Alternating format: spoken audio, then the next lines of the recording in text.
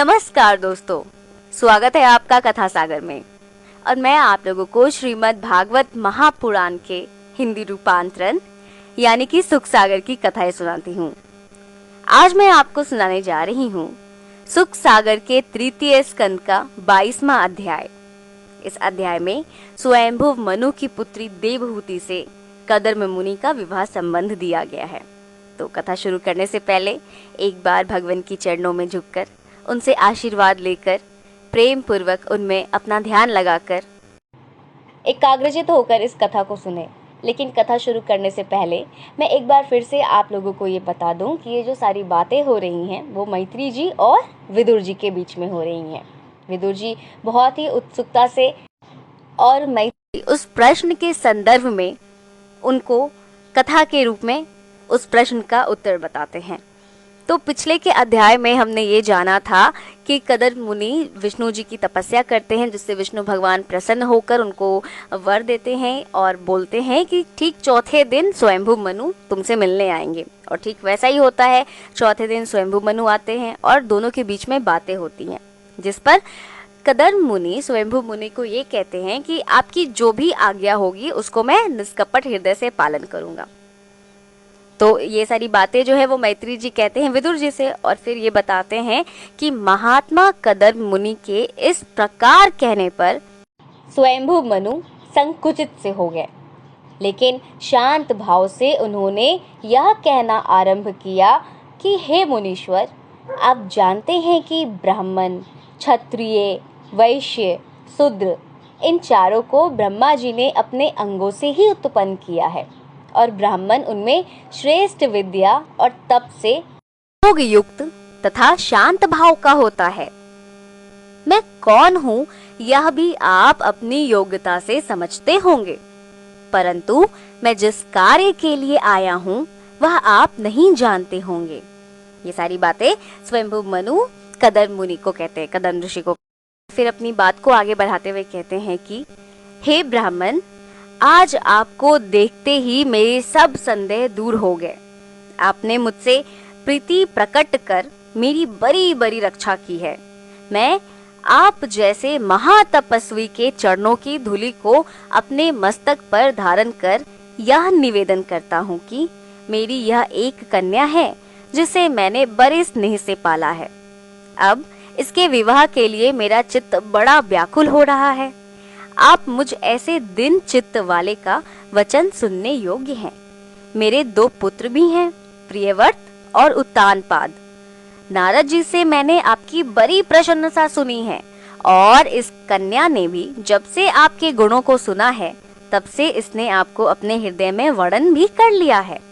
अतः हे विप्रश्रेष्ठ, अब मेरी प्रार्थना है कि आप इसे अपनी भार्या के रूप में स्वीकार कीजिए। यह गृहस्थी के कार्यों में तुम्हारे योग्य है।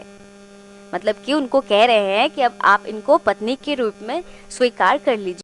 देवहूति के बारे में भी बतलाते हैं कि इन्होंने जब से आपके गुणों को सुना है, यानी कि कदर्म मुनि के बारे में यहाँ पर बात हो रही है कि जब से कदर्म मुनि के गुणों को सुना है तब से देवहूति ने कदर्म मुनि को अपने मन में पति मान लिया है।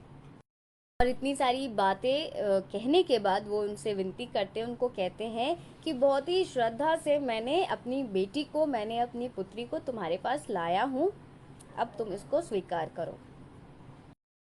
और फिर कदर्म मुनि को कहते हैं कि तुम स्वयं विवाह के इच्छुक हो और सृष्टि रचना के लिए आकुल हो, और तुम्हारे ब्रह्मचार्य की अवस्था भी पूर्ण हो चुकी है। अतः तुम मेरी इस दी हुई कन्या को ग्रहण करो।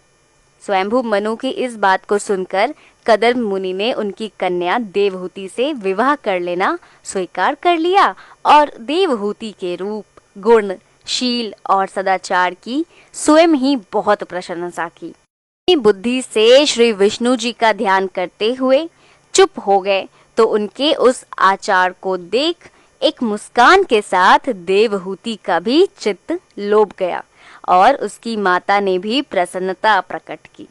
तो कन्या देवहूति को कदर्म मुनि को दे दिया। महारानी शत्रुपा ने दहेज में बहुत सा धन और गृहस्थी के योग्य वस्तुएं तथा वस्त्र आभूषण सहित मुनि को कन्यादान दिया।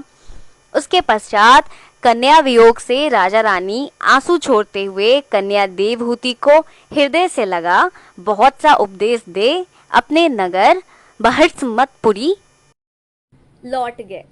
उन्होंने घर आकर सब विधि श्री विष्णु जी का पूजन किया और इस प्रकार पूर्णता धर्म का पालन करते हुए उन राजश्री से 71 चतुर्युगी तक सप्त सांग्रामबरा पृथ्वी का राज्य किया। महात्मा स्वयंभू मनु बड़े ही बुद्धिमान और इच्छानुकूल सुखों की रचना करने में समर्थ थे। उन्होंने सर्वदा प्राणी के हित की बात सोची और मुनियों के कहने पर उन्होंने मनुष्यों, वर्णों और आश्रमों के लिए अनेक प्रकार के धर्मों को बतलाया। अब आगे उनके वंशजों के प्रभाव का वर्णन करेंगे। ये अध्याय यहीं पर संपूर्ण होता है। बहुत ही जल्द मैं आप लोगों से मिलूंगी 23वें अध्याय में, जिसमें हम कदर्म जी का अपने तपोवल से इच्छाचारी विमान प्राप्त करना तथा देवहूति के साथ सांसारिक भोग विलास करते हुए उसके गर्भ से 9 कन्याएं उत्पन्न करना, इस संदर्भ में इस कथा को हम जानेंगे 23वें अध्याय में। तब तक मैं आप लोगों से लेती हूँ विदा।